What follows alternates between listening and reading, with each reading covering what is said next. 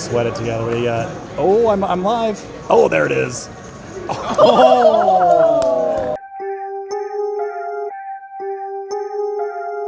Yo, look, I ain't saying that I'm rich, cause if I'm honest, I've never been. But when I look at all these other kids, I feel just a little bit ahead of them. You should know the business is competitive. There's a lot of people that I'm better than. Even veterans ain't got the knowledge I do. I've been reinvesting all I ever spent. Hi, my name is Brett Kimes. I'm also known as Vader Poker around the Dallas-Fort Worth card rooms around town. They call me Vader Poker because I always carry this Lego Darth Vader around with me to the tables. I'm a single dad to an amazing 7-year-old boy. I'm a contract recruiter with a company that I recently started called BK Recruiting Analytics, and I'm a poker player. That's me. I started my pro career back in 2004 during the Moneymaker boom. One card away from a new World Series Chris Moneymaker. This could be the last card of the 2003 World Series of Poker. It's a 5. Which I think a lot of pros my age did back then. That was kind of like the ripe time to get into poker, back when poker was easy. Oh, those were the days. I had some serious scores. I had some final tables. I even went heads up for a bracelet. Unfortunately, didn't win it. But I've never won a live event. Won plenty of online events, but never won a live event. After Black Friday, I took a hiatus for about 10 years. I moved back to Dallas-Fort Worth, where I became a director of recruiting for a company. I got married. I had my son. I did play a little bit, mostly like a cash game here or there every few months, or a tournament every, 3 or 4 months, something like that. But back then, definitely the true definition almost of a recreational player, to the point where I had felt like the game had passed me by.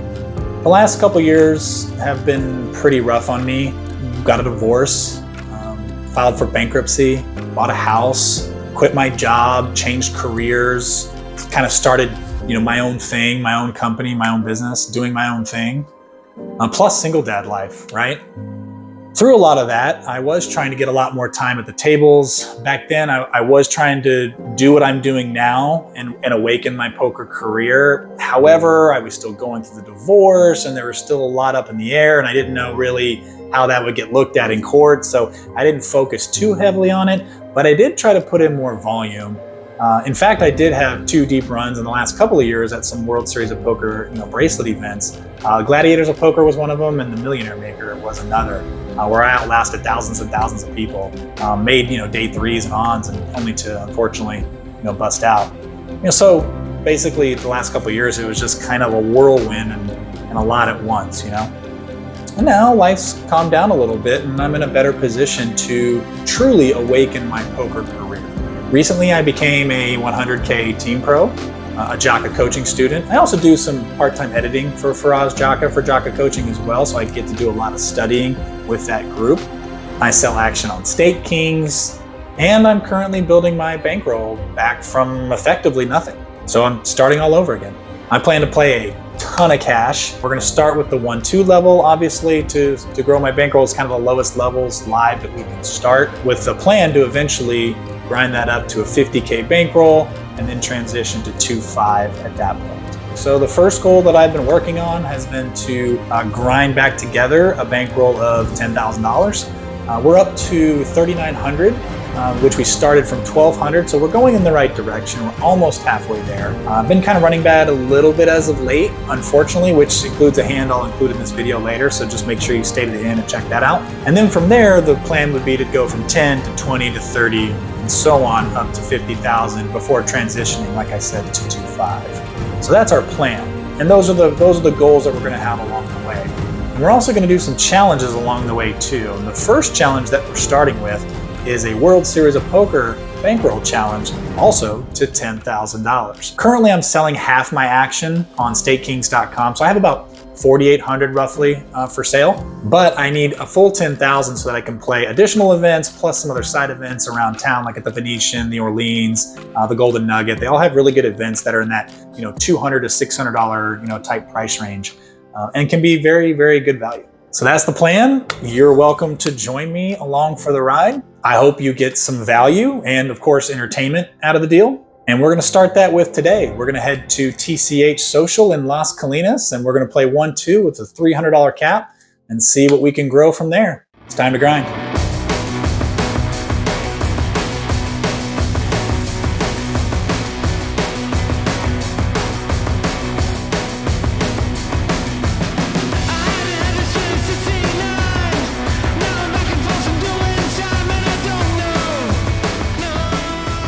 Let's start this episode off with a bluff. So we're in the big blind with Queen 9 of spades, under the gun 1 limps, and the hijack decides to raise to 15. Button calls, we call in the big blind, under the gun 1 calls. So we got a pot of about $60 heading to the flop, which is 10 of diamonds, 8 of diamonds, 8 of hearts. I thought this was a good opportunity for us to check raise because the hijack raiser could have a lot of big cards in his hand. So we check. He decides to bet really small. So he bet $10, which I thought was a little strange considering the board texture. Even though we were four-handed, I thought he would bet somewhere around the $20 range, something like that. So felt like he had like a big ace high, didn't know what to do. So we decided to put in a check raise to 50. Our opponent goes in the tank for a little bit, decides to make the call. The turn is the 7 of hearts. Now we have an open-ended. So, of course, we are definitely going to start betting now because we just added a little bit of equity. So now any 6 makes our hand, and of course any jack. And I think if we hit a queen, possibly even a 9, our hand is good as well. So we decided to go ahead and lead out for about 65% pot with a bet of $105. Our opponent goes into the tank. He thinks about it for a little while. He's kind of looking at the board, and I think he just decides his ace-king no longer good, and he decides to make the fold. Ship that pot our way. What a great start to the session.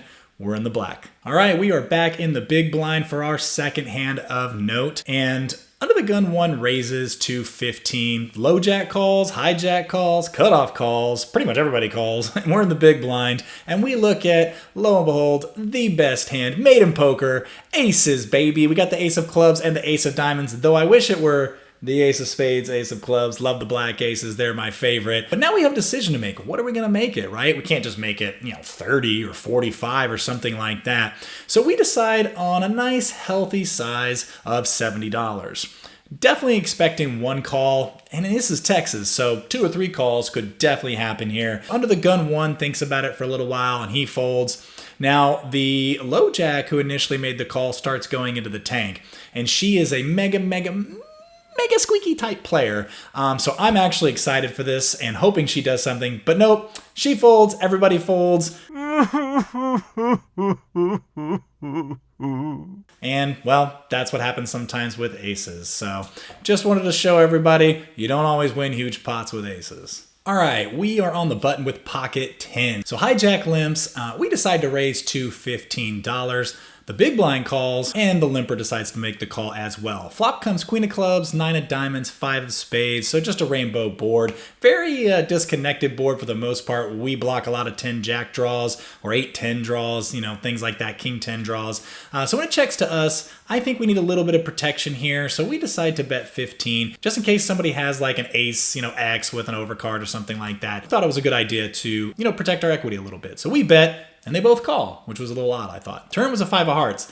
Not a great card for our range. We're certainly not betting a lot of 5s, in this spot here. So when it checks to us, we decide to go ahead and make the check. The river's the Queen of Hearts. I still feel pretty good about my 10s. I mean, everybody was checking. I didn't really hear from anybody like that I would think would have like Queen Jack or Queen King or something like that with a check raise. So I think my hand's pretty good. I want to call from an ace high, so I bet 25, and the big blind calls, button folds, and he shows ace king offsuit. Didn't 3-bet, which made the pot a little smaller, unfortunately. He certainly goes after that flop. We call. He probably checks turn. We check. He probably checks river and check calls, and we win a much bigger pot. But hey, we got the crying call from ace high.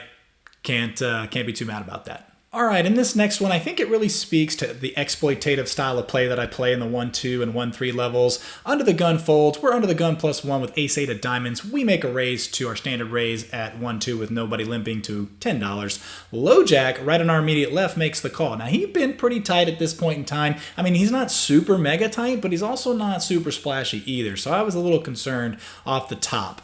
Big blind also decides to make the call. So we're headed to the flop 3-handed. And that flop comes ace of spades, jack of spades, 6 of clubs. Hey, pretty good flop for us, you know? Nobody 3-bets, so our ace high is probably good. Usually when it's multi-way, I tend to lower my bets a little bit to about 1/3 or so. So we bet, you know, $10. And the low jack decides to quickly raise. I mean, he didn't think about it for too long and makes a raise to 35. Obviously, the big blind folds. Now it's back on us. What do? I think GTO would say we make this call, but they don't play live poker. GTO don't know live poker. So we tank and tank and tank. Tank some more. And we decide, what could he have besides ace jack, maybe ace 6, you know, something along those lines, possibly an ace queen that didn't 3-bet, or, you know, ace 10, ace 9. So in the end, we decide we're beat, we make the fold, and our opponent shows ace 10. Say what? As Alex Fitzgerald would say, one way to exploit your opponents is to fold. He's right. Okay, in this next one, it's just for fun. I'm not going to talk any analysis because there isn't any, but when we're playing time rake, I don't think it really makes a lot of sense to chop the pot, and more often than not, people want to chop. And when it comes to recreational players, I just usually chop. But what I started doing instead was a $10 run out, and it's a lot more fun and interesting, so that's what we did on this one. I haven't looked at my hand yet. Just for fun, let's see what happens, so check it out. All alone. You want to do a $10 run out? Shoved a candy cane basically of just Yeah. reds and greens. You want to do $10? No, $10 run out? Bad. Yeah. They're so sticky and they're sitting there trying to decipher how $10 much. run out? So we're checking down. Try not to do that. Cool. See what we got. That'll work. Sweat it together. What do you got? Oh, I'm live. Oh, there it is. Oh! On a $10 run out. Did you do it blind? Yeah, it was just a run out for Play fun. every hand blind. All right, here is that hand I just mentioned. So we have the 10-8 of clubs. We're in the small blind. Under the gun one, raises to $10. Low jack calls, cutoff calls, button calls. I don't think this is the best squeeze spot in the world, so I decided to make the flat call as well. Big blind folds. The flop is very favorable for us. It comes 7-6 deuce, all clubs. Whoo, here we go. Time to check raise. So we check, and unfortunately, it checks around. So the turn's the 5 of hearts. So we decide, let's go ahead and take the lead in this pot, and we bet 25. The under the gun one initial raiser decides to make the call. Well, something strange happens. The low jack min clicks it and raises to 50. So we think about this for a while. Now what's there to think about? You flopped a flush, you've got the nuts, let's go. Well, this lady is that super squeaky type player I was talking about. Never raised. This was her first raise the entire time at the table. She hadn't raised before, unless it was pre-flop. But on the flop, always calling. Never raising. So I thought she either has a set, possible, or she has a bigger flush. So I decided just to call, and if she has a set, she's not going anywhere. As long as the board doesn't pair, I feel comfortable. We call, under the gun one calls as well. The river does pair the board. It's the 7 of diamonds. We decide to go ahead and check that. And under the gun one checks, gets to the low jack, and she fires out a bet of $100. Pretty good odds. We're getting 3-1 on our money here. Like, how do we fold, right? I'm tanking. I don't know what to do. I'm like, she could have a bigger flush. You know, I was like, but what sets just min raise like she did? I was like, don't they want to protect against ace of clubs or something, which is what I think the under the gun one had. It's very obvious to me. I decide, you know, how can I fold a flush? I get it. I'm playing exploitative poker here, but I decide to make the call. And under the gun one tanks for a while too. He ends up making the fold, and low jack shows pocket 5s for the full house. Should have folded. Oh well. On to the next one. What are you going to do? All right, we've got another $10 run out. Let me know in the comments, who are you rooting for? Are you rooting for your boy Vader in the big blind, or our silly opponent in the small blind? Come on now. Who you got? Leave a comment down below. Let me know. Hey, don't forget to like this video. Subscribe. Now let's see a run out. You want to do a $10 run out? Sure. See what happens? Just checking in. Oh, I'm live. That's the second time you had a full house. I know. Right? When I have nothing, I get crushed. When it's runouts, I hit trips and full houses. You know. We're on the button with pocket queens. Ooh, piece of candy. One of the more aggressive opponents at the table in the hijack, he opens to $10. Definitely a regular, I can tell. The cutoff calls, and of course we have the queens, so we're going to 3-bet. So we make a 3-bet to $50. The flop, though, is not the best for our hand, I'm going to be honest. Although we do have a spade, so that's nice. but it comes 9 of spades, 8 of clubs, 5 of spades. So this is a very, very, very heavy checkboard for most of the holdings that I'm going to have that aren't like, say, jacks or tens that need more protection. So queens, they don't need that much protection. Plus, I can kind of be a little trappy here. All I'm really afraid of is maybe an ace, so I check back. The turn's the 3 of diamonds, and our opponent leads into us for $30. This is exactly what we wanted, and I'm pretty sure he's on some type of semi-bluff. So there's no need to raise here. Again, I have the queen of spades blocker, so if a spade comes and he fires at it, I'm not that worried and I can make the call. So I decide to go ahead and flat. The river is the 7 of spades. Now, that's a one-liner to a straight, so now we're in a little bit different of a scenario. So could he have a 6? Absolutely. But it was a 3-bet pot. So would he call me with 6-7 and maybe just flop the world? Possible, suited. There's 3 combos of 6-7 suited. So, I don't know. We go into the tank for a little while after he bets $90. But in the end, like I said, we have the queen of spades. So it's a great blocker. I don't think a 6 is betting that big because he could get raised. So I thought a 6 would bet more like, 30% pot, 33% pot, something like that. And I thought a flush definitely would go bigger here on the bigger side. But it just, with the blocker, it didn't feel like he had it. I made the call. Sure enough, he has ace deuce of hearts for the missed wheel draw on the turn.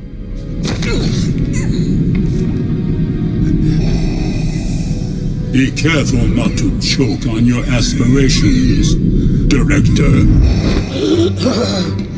So I was right, he was on a draw.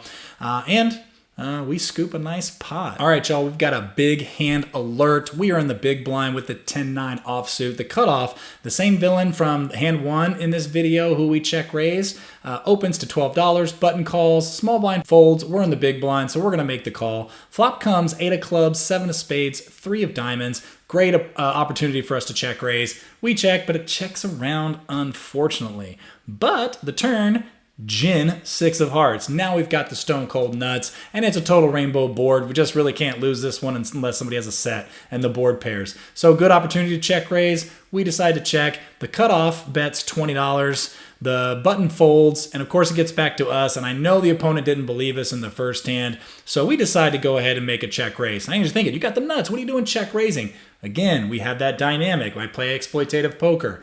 So we check raise to 65. Our opponent goes into the tank.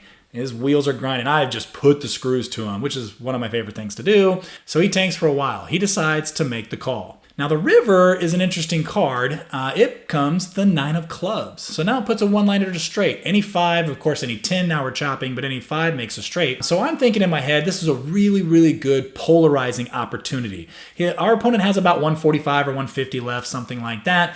So we decide to go ahead and stick it all in for 150. And then once again, our opponent goes into the tank. I'm just grinding him into this ground right now, into the pavement. He realizes it's definitely a polarizing spot. I probably either have a 10 or I have nothing. I'm probably not doing this with, say, 2 pair or something along those lines. And he's right. There's no reason to turn those hands into bluffs. But I am going to go with my value hands this large, just like I would a bluff. I was trying to get a call from like ace-5 of hearts or something like that decided not to bet on the flop. And I thought, again, polarizing spot. Or if he has some type of pair, maybe he did hit a set on the turn. That's possible. Decided not to raise.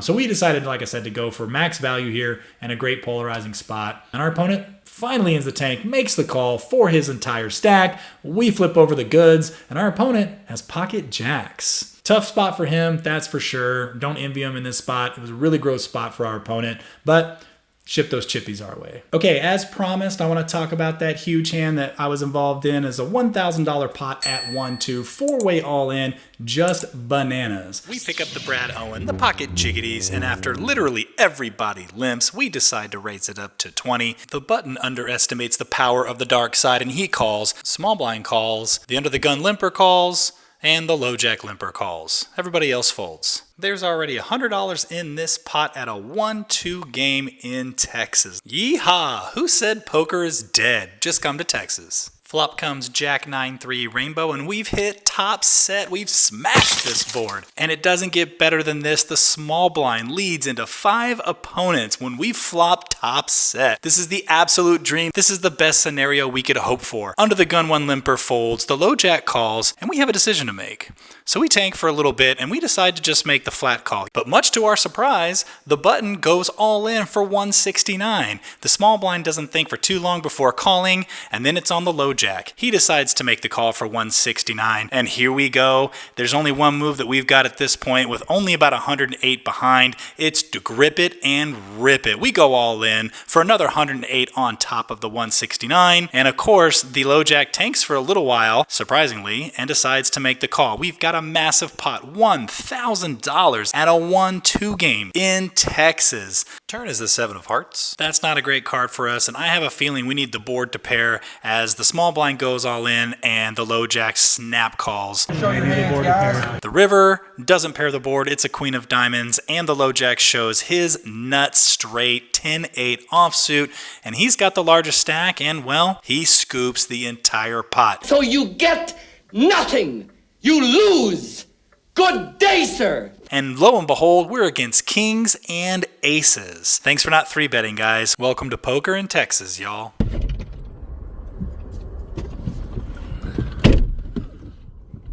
Woo! Oh, man, what a wild session. The check raise with the queen 9, that was a pretty good bluff. The cooler was kind of sick. Had some other really good spots. The queen's call off. Was that not huge or what? You know, if it wasn't for that cooler with that $450 pot, we would have walked away with a good grand here tonight. But, you know, instead, a little bit of a profit of $400. Not too bad. It really makes up for the other night when I took that bad beat with the jacks and just one hand was just out 300 for a buy-in. So I got that buy-in back plus, what, about 100? So we're back up to a little bit of a positive. What does that bring us up to? 4,300 now? So that's pretty good. Not too bad. I'll take it.